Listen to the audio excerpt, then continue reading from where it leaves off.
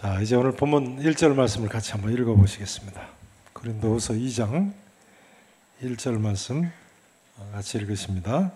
내가 다시는 너희에게 근심 중에 나아가지 아니하기로. 자, 제가 다시 한번 봉독을 드려보겠습니다. 다시 보시죠. 내가 다시는 너희에게 근심 중에 나아가지 아니하기로 스스로 결심하였노라. 그러니까요, 바울이 고린도 후서 편지를 쓰기 전에 근심 중에 고린도 교회에 나아갔던 적이 있었다는 이야기죠. 이야기가 그렇게 되죠. 내가 다시는 너희에게 근심 중에 나아가지 아니하기로 스스로 결심했다. 물론 이것이 바울이 고린도 교회를 처음 세운 때인 제2차 전도여행 때는 아닌 것 같습니다. 그러니까 바울이 고린도 후서를 쓰기 전에 적어도 고린도 교회 2번 간 후에 이 고린도 후서 편지를 쓴 것으로 보입니다. 첫 번째는 고린도 교회를 세울 때고요. 2차 전도여행 기간이죠. 두 번째는 지금 1절에 보신 대로 근심 중에 고린도 교회에 나아갔던 때인 것입니다. 그러고 나서 지난주에 말씀드린 대로 바울이 그리스 북부인 마게도냐에서 이 고린도 후서 편지를 몇 년경에 썼다고요? AD 주후 55년경 가을에 썼다고 말씀드렸죠. 다 기억나시죠? 네. 이제 바울은 이렇게 이야기합니다. 그 다음 2절 말씀을 또 다시 읽어보십니다. 자, 2절 말씀 함께 읽으십니다. 내가 너희를 근심하게 한다면 내가 근심하게 한 자밖에 나를 기쁘게 할 자가 누구냐. 자, 내가 너희에게 근심 중에 나아가지 않기로 결심했는데 내가 너희를 근심하게 한다면 내가 근심하게 한 자밖에 나를 기쁘게 할 자가 누구냐. 이게 무슨 소린가요? 아무래도 읽어도 이게 무슨 말인지 잘 의미 전달이 안 됩니다. 이런 뜻입니다. 공동번역 성경에는 이렇게 번역이 되어 있습니다. 나를 기쁘게 해줄 수 있는 사람은 고린도 교회 교우 여러분밖에 없습니다. 그런데 내가 여러분의 마음을 아프게 한다면 나를 기쁘게 해줄 사람에게 슬픔을 안겨주는 셈이 되지 않겠습니까? 이렇게 되어 있어요. 바로 그런 내용입니다. 나를 기쁘게 해줄 수 있는 사람은 여러분밖에 없습니다. 그런데 내가 여러분 마음을 아프게 한다면 나를 기쁘게 해줄 사람에게 슬픔을 안겨주는 셈이 되지 않습니까? 그런 이야기예요. 그러므로 내가 근심 중에 여러분에게 나아가지 않기로 결심했다는 거예요. 자, 이 말의 배경이 그 앞에 나옵니다.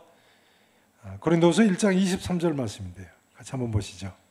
1장 23절. 자, 함께 읽으십니다. 시작.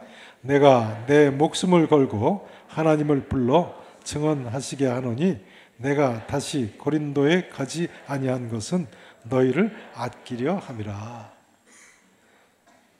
보세요. 내가 내 목숨을 걸고 하나님을 불러 증언하시게 하노니 내가 다시 고린도에 가지 아니했는데 그 가지 않은 이유가 너희를 뭐 하려고 함이라고요? 아끼려고 가지 않았다는 거예요. 바울이 그러니까 본래 고린도성에 한 번 더 가려고 했던 거죠. 근데 계획을 바꿔가지고 가지 않은 거예요. 지난주에 다 말씀드렸죠. 왜 가지 않았다고요? 고린도 교인들을 아끼려고. 이게 무슨 뜻인가요? 고린도 교회 교인들을 아끼려고 고린도에 가지 않았다니요. 그 다음 절 1장 24절 말씀에 나와 있습니다. 24절을 또 다시 한번 같이 읽으십니다. 함께 읽으십니다. 우리가 너희 믿음을 주관하려는 것이 아니요 오직 너희 기쁨을 돕는 자가 되게 하기 이는 너희가 믿음에 섰음이라. 바울이요, 자기가 고린도 교회 교인들의 기쁨을 돕는 자가 되기를 원하는데 그들에게 오히려 근심을 안겨줄까 봐 애초에 계획했지만 가지 않았다는 거예요. 여기에 바울의 사랑이 있습니다. 여기에 바울의 뭐가 있다고요? 사랑이 있어요. 4절을 보세요. 4절 말씀 보세요. 내가 마음에 큰 눌림과 걱정이 있어 많은 눈물로 너에게 편지를 썼노니, 이런 이야기죠. 이는 너희로 근심하게 하려 하는 것이 아니요 오직 내가 너희를 향하여 넘치는 뭐가 있음을 알게 하려고 썼다고요? 사랑이, 넘치는 사랑이 있음을 너희로 알게 하려 함이라. 그래서 바울이 고린도 교회에 자기가 가는 대신에 많은 눈물로 편지를 썼다는 거예요. 넘치는 사랑이 있어서. 바울은 이처럼 넘치는 사랑을 가진 사람이었습니다. 그러므로 고린도 교회에 다시 한번 가서 자기를 미워하는 사람들, 비난하는 사람들, 당파심에 빠져있는 사람들, 각종 죄악에 빠져있는 그런 고린도 교인들을 만나서 꾸짖고 근심하게 할까 봐 자기가 가는 대신에 눈물 젖은 편지를 썼다는 거예요. 이 눈물의 편지는 고린도전서 편지일 수도 있고 또는 다른 편지일 수도 있겠습니다. 바울은 실로 사랑의 사도였습니다.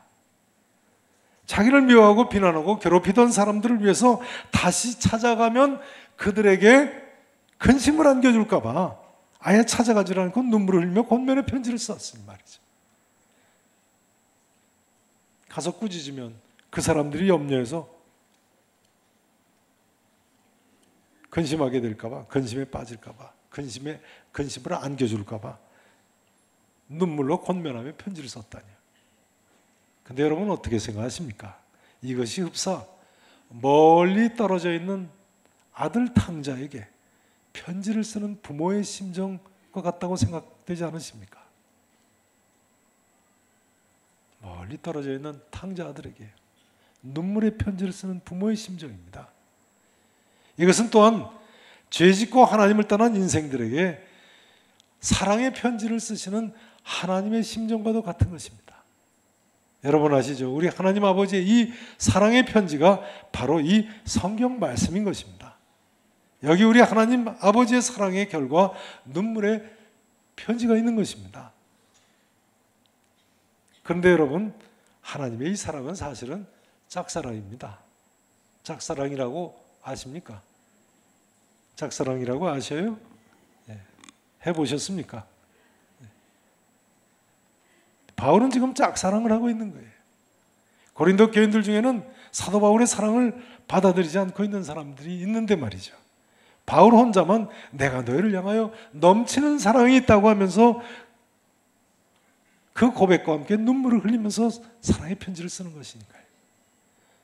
그렇습니다, 성도 여러분. 우리 하나님 아버지께서도 우리를 이처럼 짝사랑하시는 분이십니다.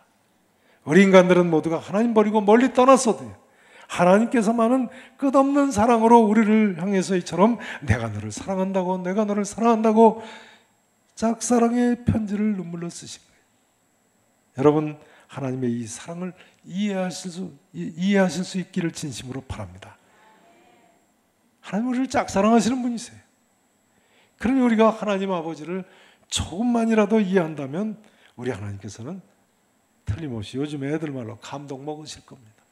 네. 그렇지 않겠습니까? 우리 자녀들이 부모된 우리를 조금이라도 이해한다면 얼마나 기쁘고 보람을 느끼며 살겠습니까? 우리 자녀들이 부모된 우리의 심정을 10분의 1, 100분의 1만이라도 알아줬으면 얼마나 좋겠습니까? 그런데 꼭 같은 생각을 우리 하나님 아버지께서도 하고 계실 것 같습니다. 내가 너를 사랑한다. 내가 너를 사랑한다. 내가 너를 무궁한 사랑으로 사랑한다고 거듭거듭 이 성경 말씀을 통해서 고백하지 않으십니까? 하나님 아버지 이런 사랑의 심정을 능히 헤아려 하실 뿐만 아니라 넘치는 사랑으로 우리가 서로 사랑하며 믿음의 길을 함께 가는 계산의 성도 여러분 되실 수 있기를 진심으로 축원하겠습니다. 이제 바울은 본문에서요, 사랑과 더불어 용서를 가르칩니다. 용서를 가르칩니다. 6절에 보시면요, 이러한 사람은 많은 사람에게서 뭘 받는 것이 마땅하다고요? 벌을 받는 것이 마땅하도다 합니다. 이러한 사람들이 누구겠습니까? 고린도 교회 안에 바로 다투고 분열하고 자기만 옳다고 하고 당파를 짓고 심지어 부활이 어딨느냐고 하고 온갖 죄를 지며 바울 비난하고 바울을 괴롭히는 사람들 아니겠습니까? 바울의 훌륭한 점은요, 그런 사람들을 이미 벌써 용서한 모습을 보여주고 있다는 거예요. 7절에 보세요. 7절 말씀. 자, 7절 말씀 같이 읽으십니다. 함께 읽으십니다. 그런즉 너희는 차라리 그를 용서하고 위로할 것이니 그가 너무 많은 근심에 잠길까 두려워하노라. 이런 사람들 벌 받는 것이 마땅하지만 너희는 차라리 그를 뭐 하라고요? 용서하고 위로하라고요. 왜요? 그가 너무 많은 뭐에 잠길까 두려워해서요? 근심에 잠길까 두려워해서요.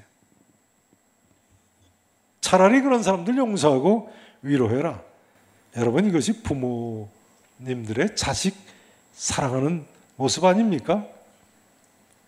우리가 애들 잘못해서 야단치려고 하다가도 아이고 우리 애 또 너무 낙심하면 어떡하나, 비관하면 어떡하나 하고 참지 않습니까?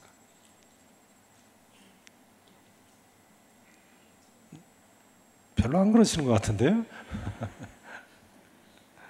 사춘기에 있는 애들 너무 심하게 야단쳤다가 가출이나 하고, 죄송한 표현입니다만, 죽겠다고 하면 어떡하겠습니까?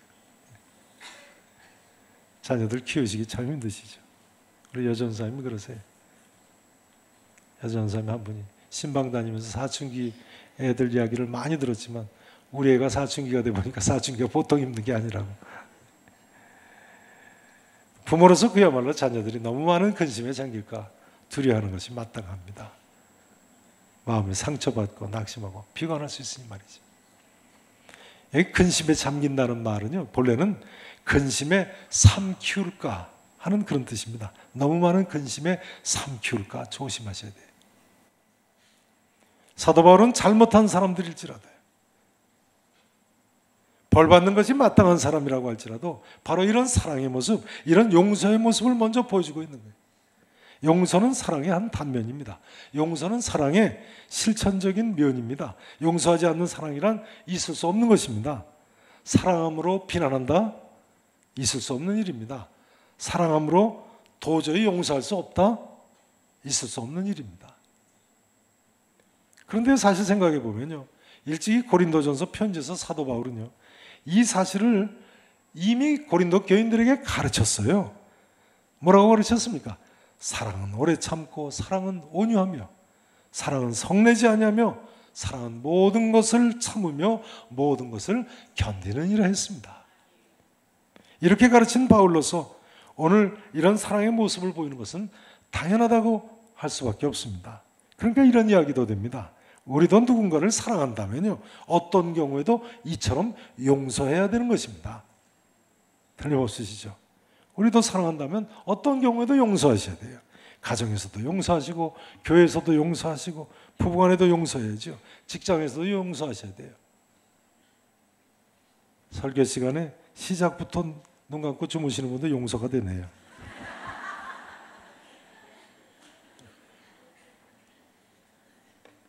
중요한 점은 이것입니다. 바울이 이처럼 용서할 수 있었던 데는 두 가지 이유가 있습니다. 두 가지 이유가 10절, 11절에 나와 있습니다. 자, 10절, 11절 같이 읽으십니다. 시작.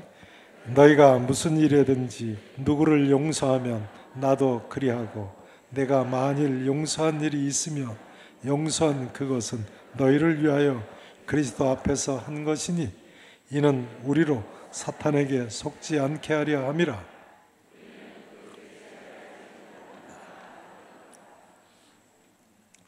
바울이 용서할 수 있었던 두 가지 이유가 무엇입니까? 첫 번째 이유는요, 그것이 예수님께서 원하시는 것이었기 때문입니다. 10절 후반부에 나와 있죠. 뭐라고 이야기합니까? 내가 만일 용서한 일이 있으면 용서한 그것은 너희를 위하여 누구 앞에서 하는 것이라고요? 그리스도 앞에서 하는 것이라.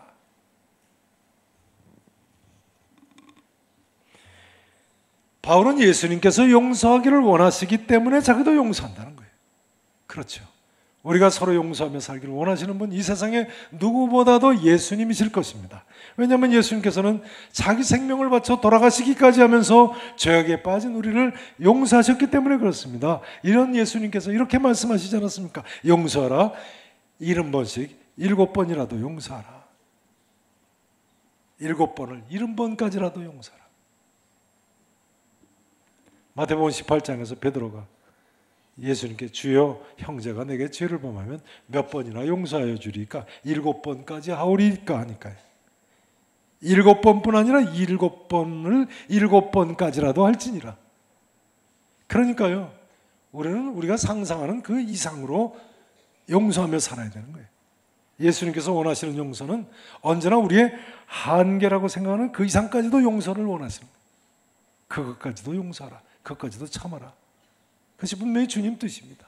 한번 따라서 하실까요? 그것까지도 용서하자. 그것까지도 참자. 부모는 자녀들이 어떤 일이 있어도 서로 싸우기를 원치 않죠. 서로 싸우고 미워하면 부모에게 아무 소용없는 자식들 아닙니까? 우리 하나님께서도 마찬가지인 것입니다. 우리가 서로 용서하지 못하고 싸우면 하나님 보시기에 그런 불효가 없는 것입니다. 사랑하시는 성도 여러분, 그리스도 앞에서 사도 바울처럼 말이죠. 7번뿐 아니라 7번을 70번까지라도 하루에 7번이라도 용서하시는 성도 여러분 되실 수 있기를 축원하겠습니다. 바울이 용서를 하는 두 번째 이유는요, 용서하지 않고 싸우고 다투고 하는 것이 사탄의 계책임을 알았기 때문입니다. 11절 말씀을 다시 한번 보세요. 이는 우리로 누구에게 속지 않게 하려 함이라고요? 사탄에게 속지 않게 하려 함이라. 우리는 그 계책을 알지 못하는 바가 아니로라. 형제된 우리가 서로 용서하기를 절대로 원치 않는 존재가 있다면 그건 사탄일 것입니다. 바울은 지금 이 사실을 가르치고 있는 거예요. 이는 우리로 사탄에게 속지 않게 하려 함이라. 우리는 그 계책을 알지 못하는 바가 아니로라. 이런 이야기가 있습니다. 사탄의 사전에는 용서란 단어는 없다. 사탄의 사전에 무슨 단어가 없다고요? 우리가 서로 용서하지 않으면요, 사탄은 잘한다 잘한다 하면서 기뻐할 거예요. 우리는 마귀의 계계를 대적해야 하는 사람들인데 마귀의 이런 유혹에 놀아나면 되겠습니까? 이건 꼭 교회 안에서만의 일이 아닙니다. 가정에서도 마찬가지입니다. 한번 여쭤보겠습니다. 부부간에 격렬하게 싸우면 싸울수록 누가 더 좋아할까요? 부부간에 격렬하게 싸우면 사탄이 가장 좋아합니다. 부부간에 싸우면요, 사탄이 옆에서 잘한다 잘한다, 조금 더 소리 질러라, 네. 좀 더 싸워, 한번 때려. 누가 그럴까요? 네. 이혼하자고 한번 말해봐. 그건 분명히 사탄입니다. 용서하면 세계관이 역전된다는 이야기가 있습니다. 용서하면 세계관이 180도 바뀐다는 거예요.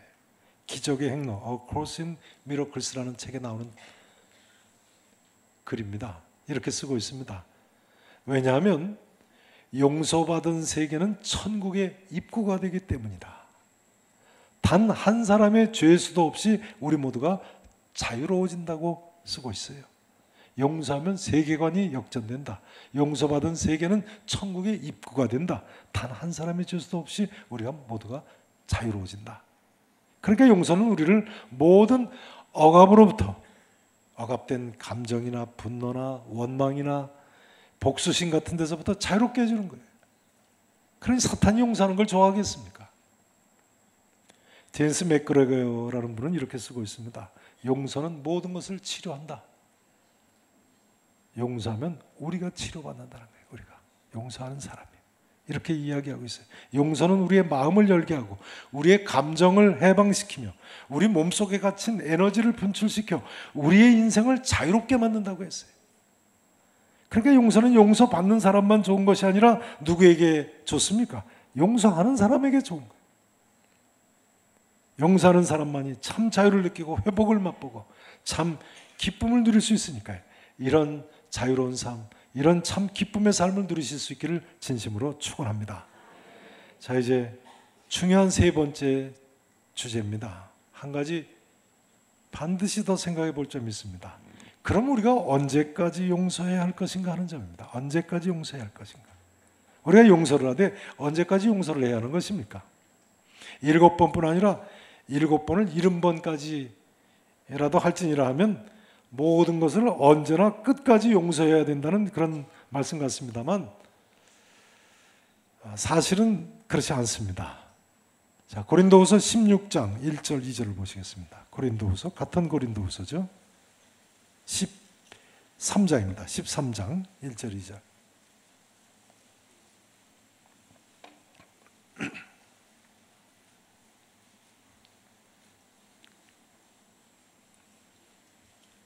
1절을 13장 1절 말씀 제가 먼저 봉독을 드립니다.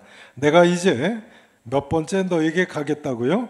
세 번째. 그러니까 앞서 두 번 가고 나서 이 고린도 후서 편지를 쓴 거죠. 처음 설립할 때 갔었고, 두 번째로 근심 가운데 나갔던 것이죠. 그다음 세 번째 이제 고린도 후서 편지 쓴 후에 가리니 말이죠. 그때 가면 두세 증인의 입으로 말마다 확정하리니 내가 이미 말하였거니와 지금 떠나 있으나 두 번째 대면하였을 때와 같이, 근심 중에 대면하였을 때와 같이 말이죠. 전에 뭐 지은 자들과요? 죄 지은 자들과 그 남은 모든 사람에게 미리 말하노니, 가기 전에 미리 편지로 말한다는 거예요. 내가 다시 가면 뭐 하지 아니하겠다고요? 뭐 하지 않겠다고요? 용서하지 아니하겠다고요. 한번 여쭤보겠습니다. 사도 바울이 모든 죄를 끝없이 한없이 용서했습니까? 아니네요. 용서 끝없이 했습니까? 안 했습니까? 안 했어요. 내가 다시 가면, 세 번째 가면 용서하겠다고 합니까? 안 하겠다고 합니까? 용서하지 아니하리라 합니다. 고린도 교회 싸우고 분열하고 당짓고 심지어 죽은 자 가운데 부활이 없다고 주장하는 사람들, 요즘으로 치면 이단들이죠. 이단들, 심지어 자기 아버지의 아내를 취하는 그런 정도의 성적으로 타락한 죄악을 범하는 사람들, 어떻게 끝없이 용서하고 용납하겠어요? 그러니까 바울이 고린도 후서를 쓰는 동안에 용서하라고 하는 말씀은요, 중요합니다. 이런 이야기입니다. 죄를 회개할 시간적 여유를 주겠다는 이야기예요. 내가 세 번째 가면 용서하지 않겠다. 무슨 이야기예요? 따라서 하시죠. 죄를 회개할 시간적 여유를 주자. 죄를 회개할 시간적 여유를 주겠다는 거예요. 그래서 그때까지도, 내가 세 번째 나갈 때까지도 전에 그 죄 지은 자들, 그 남은 모든 사람들에게 미리 말하노니, 내가 가면 두세 증인의 입으로 말마다 확정을 해서 두 번째 대면하였을 때와 같이 계속 죄 짓는 사람이 있으면 내가 다시 가서는 용서하지 않겠다. 빨리 뭐 하라는 거예요? 회개하라는 거예요. 빨리 회개해라. 그러니까 사도 바울이 고린도전서 5장 11절에 보면요, 어떤 형제나 일컫는 자가 음행을 하거나 탐욕을 부리거나 우상 숭배를 하거나, 뭘 하거나요? 우상 숭배하는 사람, 모욕하거나 술 취하거나 속여 빼앗거든 사귀지도 말고 그런 자와는 함께 먹지도 말라. 이 악한 사람들은 너희 중에서 내쫓으라 했거든요. 교회에서 징계를 행하라는 거예요. 이 말씀이 이때까지도 여전히 유효한 거예요. 오늘날 우리에게까지도 유효한 말씀인 거예요. 어제 동인천역 앞에서 있었던 퀴어 축제 반대 집회에 참석을 하셨던가요? 퀴어 축제 반대 집회에 참석하시고 퀴어 축제를 목격하신 소감이 어떠셨습니까? 어젯밤에 KBS TV 뉴스에도 보니까 인천에서 제1회 퀴어 축제가 열릴 예정이었는데 반대하는 사람이 많아서 무산됐다고 TV에 나오던데요. 참석을 하셨었던 거예요. 우리 예수 믿는 사람들이 동성연애를 반대하는 오직 한 가지 이유는 그것이 죄이기 때문입니다. 죄이기 때문에. 그것이 바로 하나님 말씀에 어긋나는 것이고, 그것이 바로 하나님의 창조의 원리에 어긋나는 것이고, 따라서 동성연애에 빠지면 우리가 하나님의 심판을 면할 길이 없기 때문입니다. 하나님이 끝까지 무한히 언제까지나 용서하십니까? 회개해야죠. 제가 항상 말씀드립니다만, 죄 짓는 것이 두려운 것이 아니라 사실은 끝까지 회개하지 않고 죄악을 고집하는 것이, 하나님의 심판을 자초하는 것이 두려운 것인 거죠. 방금 전에 읽으신 고린도전서 13장 1절 바로 앞에 사도 바울이 기절해서 뭐라고 이야기합니까? 12장 마지막 절을 보세요. 12장 마지막 절을 보세요.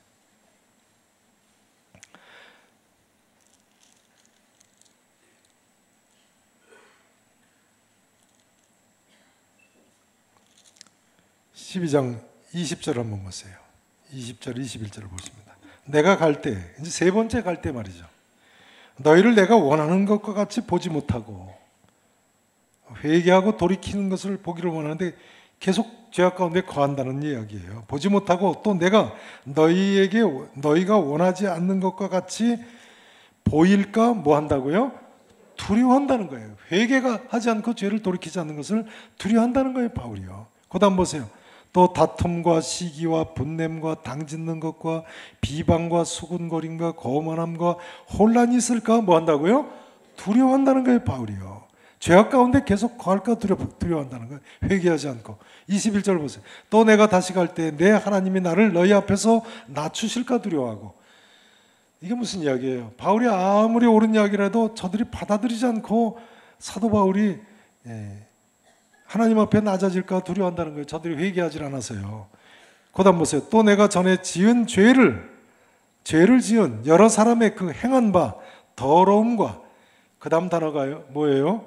음란함과 그다음 단어가 뭐예요? 호색함을 심지어 자기 어머니와 간음하는 사람까지 있는 사람들에게 하는 말이에요. 그런 사람들을 회개하지 아니함 때문에 슬퍼할까 뭐 한다고요? 두려워하느라. 그런 사람들이 뭐 하지 아니함 때문에 두려워한다고요? 회개하지 않을까 봐 회개하지 않는 것이 두려운 거예요. 회개를 해야죠.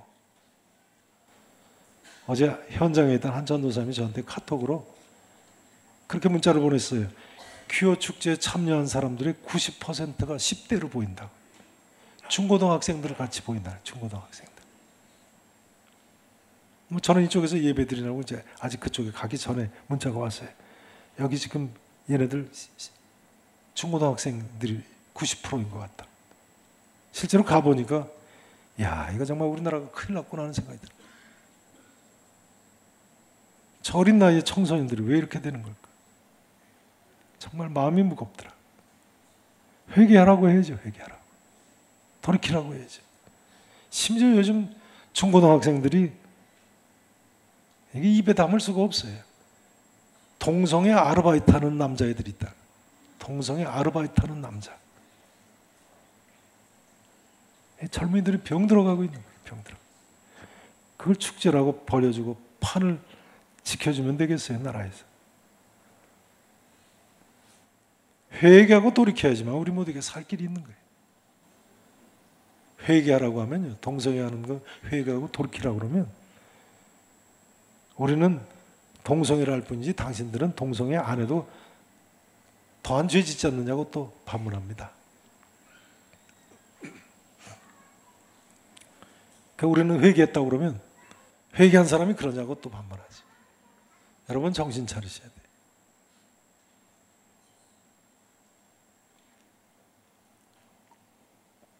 우리나라가 우리 사회가 다 같이 그랬던 길로 가고 회개하기를 거부한다면 하나님께서 분명히 책임을 물으실 때가 옵니다. 그걸 두려워야죠. 그걸 두려워요. 이제 오늘의 말씀 증거를 마쳐야 되겠습니다. 사도 바울은 고린도후서 직전에 고린도 교회 성도들에게 보낸 편지 고린도전서에서 이렇게 쓰고 있습니다. 내가 천사의 말을 할지라도 사랑이 없으면 소리나는 구리와 울리는 꽹과리가 되고 내가 산을 옮길 만한 모든 믿음이 있을지라도 사랑이 없으면 내가 아무것도 아니라. 믿음, 소망, 사랑 이 세 가지는 항상 있을 것인데 그 중에 제일은 사랑이라. 그런데 오늘 본문은요, 이렇게 가르치던 사도 바울이 실제로 얼마나 사랑의 사람이었는가를 우리에게 보여주고 있습니다. 어제 동성애를 반대하던 어떤 분들 이렇게 피켓을 써들고 서 계시더라고요. 사랑하기 때문에 반대합니다. 사랑하기 때문에 반대합니다. 여러분, 우리 모두도 사도 바울처럼 끝까지 사랑하고 사도 바울처럼 끝까지 용서하며 살기를 진심으로 바랍니다. 아니, 보다 더 근본으로 돌아갔어요. 예수님처럼 사랑하고 예수님처럼 용서하며 사실 수 있기를 우리 구주 예수 그리스도의 이름으로 간절히 축원하겠습니다.